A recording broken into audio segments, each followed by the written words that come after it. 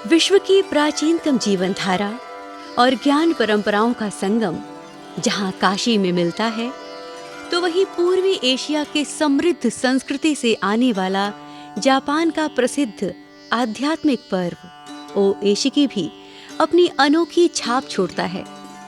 काशी, जहाँ स्वयं भगवान बुद्ध ने अपना पहला उपदेश दिया, दुनिया भर के बौद्ध अनुयायियों का तीर्थ स्थल है। इसीलिए जब जापानी ओएशिकी पर्व यहाँ आयोजित होता है, तो ये आयोजन और भी पवित्र और ऐतिहासिक हो जाता है। ऐसी ही रौनक छाई रही काशी में जापानी पर्व ओएशिकी की। सारनाथ स्थित जापानी बौद्ध मंदिर को ओएशिकी पर्व के अवसर पर बिजली के रंगीन झालरों और जापान के सकुरा फूलों से भव्य रूप से सजाया गया था। इस अवसर पर वहां विभिन्न देशों के झंडे भी लगाए गए थे। ये सजावट इस समय यहां आने वाले पर्यटकों के लिए आकर्षण का केंद्र बनी रही। इस पर्व का आयोजन जापानी वाद्य यंत्रों और मंत्रों के उच्चारण के साथ धूमधाम से किया गया। Dharmachakra Indo Japan Buddhist cultural society की अध्यक्षा भिक्षु म्योजिल्सु नागाकुबो ने बताया कि 744वें ओएशिकी पर्व के साथ साथ मंदिर का 33वां और शांति स्तूप का 15वां वार्षिकोत्सव मनाया गया। इस अवसर पर मंदिर के प्रभारी कालजंग नोरबू ने बताया कि एक जापानी भिक्षु और भिक्षुनी दोनों हस्बैंड वाइफ थे, और वो दोनों ने एक सपना देखे थे कि बौद्ध धर्म जो कि भारत देश से होते हुए जापान में पहुँचे, तो उस धर्म को हमने ग्रहण करके बहुत से चीज़ जापान में बदलाव आया और आदमी लोगों में बहुत बदलाव आया। तो उस चीज़ को एक सपना में ये आया कि भारत में एक मंदिर बनाना चाहिए। तो उस मतलब कि भारत को धन्यवाद के रूप में ये मंदिर बनाया है। तो निचिरेन बोधिसत्व के उस ग्रंथ में भी लिखा हुआ है कि एक समय है कि जो जापान से होते हुए फिर भारत में बौद्ध धर्म वापस आएंगे। तो उसी उपलक्ष्य में ये मंदिर बना है। ये है कि जब हमने वर्ल्ड पीस पगोडा, विश्व शांति स्तूप बनाया, तो पूरे संसार के लिए बनाया है, तो सभी एक है, तो इसको हमने दर्शा रहे हैं। ये इनका कंसेप्ट है कि हम सब एक है। तो इसलिए सभी धर्म, सभी कंट्री का जो झंडा लगाया है। जापानी वाद्य यंत्रों और मंत्रों से मंदिर गुंजायमान हो गया।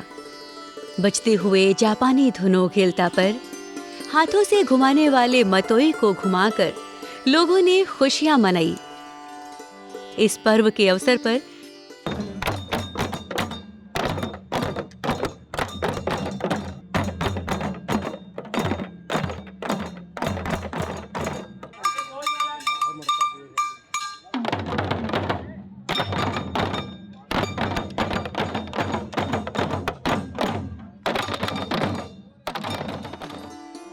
बच्चों ने जापान के पारंपरिक पोशाक पहनकर अपनी प्रस्तुति दी, तो वहीं कुछ बच्चों ने अपने स्वदेशी पारंपरिक नृत्य की प्रस्तुति दी।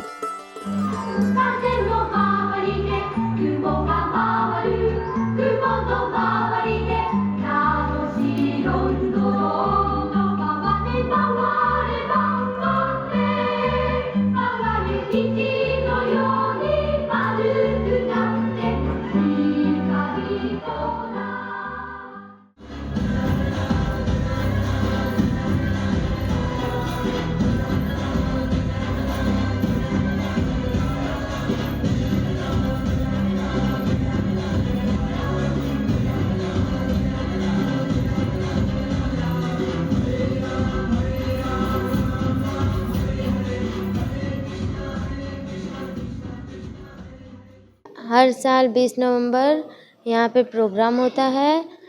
इसमें हम लोग को बुलाया जाता है डांस करने के लिए।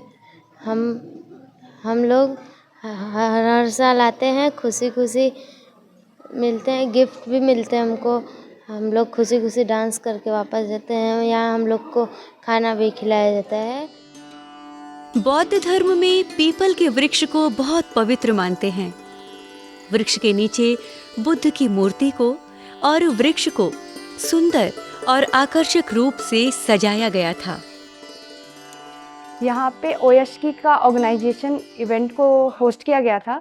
यहाँ पे मैंने बच्चों के साथ में डांस परफॉर्मेंस कराया था हाना नो मावारी दे खाजे का मावारू सॉन्ग पर। ये एक जापानीज सॉन्ग है।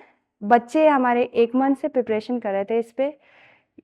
जापानीज सॉन्ग पर साथ में गाना परफॉर्म करना यहाँ पे, और अदर्स बच्चों ने भी परफॉर्मेंस किया जो कि हिंदी सॉन्ग थे, भारत से रिलेटेड और हिंदुज़्म से रिलेटेड, जो कि हमारा मेन रूट है। और यहाँ पे थाइको का भी ऑर्गेनाइजेशन हुआ था, जैसा कि आप देखेंगे। उसमें ढेर सारे ड्रम्स की तरह उसमें कई सारे टोन्स बजाए गए थे। और बाकी नाम्यो हो रेंगेंक्यो जो जापानीज स्टाइल पूजा की है, वो पूजा यहाँ पे किया गया था। ये पर्व निचिरेन शोनिन की परिनिर्माण तिथि के रूप में मनाया जाता है, जिन्होंने बौद्ध धर्म में अपना महत्वपूर्ण योगदान दिया। ओएशिकी पर्व हमें उनकी करुणा और उनके साहस, मन की शुद्धि और समाज की शांति का संदेश देता है। मैं बनारस में हिंदी सीख रही हूँ। तो आज और कल बनारस जापानी मंदिर में एक खास आयोजन है। तो इसमें ये स्थापना दिवस है। तो बहुत जापान से और दूसरे देशों से भी बहुत लोग आते हैं। तो आज सुबह से हम लोग स्थापना दिवस के लिए तैयार कर रहे थे और कुछ खास खाना भी बना रहे थे। और तो ये आयोजन में मैंने देखा कि बच्चे बहुत अच्छी तरह से नाचे और गाना गाए, तो मुझे बहुत अच्छा लगा। इसके साथ ही सारनाथ मंदिर का 33वां स्थापना दिवस मनाया गया। 33 वर्षों से ये जापानी बौद्ध मंदिर भारत और जापान के बीच आध्यात्मिक और सांस्कृतिक सेतु के रूप में है। ये मित्रता, सेवा और बौद्ध शिक्षाओं के प्रसार का प्रतीक है। विश्व शांति स्तूपा के द्वार पर ही 2 सिंहों को दर्शाया गया है। ये स्तूप विश्व शांति, अहिंसा और सद्भाव का प्रतीक है। विश्व शांति स्तूपा का भी 15वां स्थापना दिवस मनाया गया। ये पर्व शांति, कृतज्ञता और निचिरेन की करुणा भरे शिक्षाओं को याद करने का है।